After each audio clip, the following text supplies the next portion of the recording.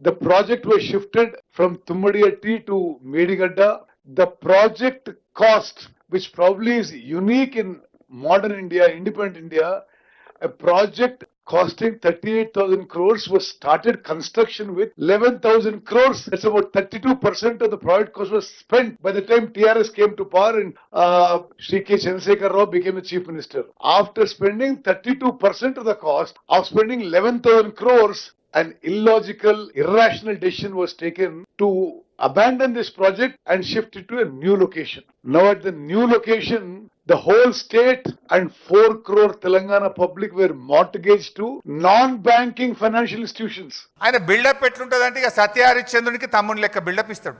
సత్యహరిశ్చంద్రుడే దిగచ్చిండా, అబ్బా ఉత్తమ్ కుమార్ రెడ్డి ఇంత నిజాయితీగా మాట్లాడిండా అని మాట్లాడతాడు. ఆస్కార్ అవార్డు ఇవ్వచ్చు ఆయనకు. వాస్తవానికి చెప్పాలంటే 2014 రాష్ట్రం ఏర్పడే నాటికి ప్రాణహిత చేవెళ్లలో పెట్టిన ఖర్చు కేవలం 3,700 కోట్లు మాత్రమే.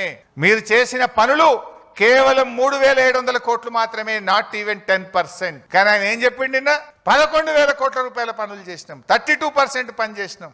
అబద్ధాలకు కూడా హద్దు పద్దు ఉండాలి.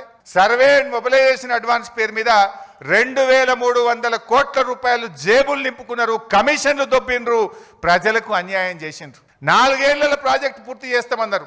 7 ఏళ్లు అధికారంలో ఉంటే తట్టడు మట్టి కూడా తమ్మిడి హట్టి దగ్గర తవ్వకుండా ఈ రాష్ట్రానికి అన్యాయం చేసింది కాంగ్రెస్ పార్టీ.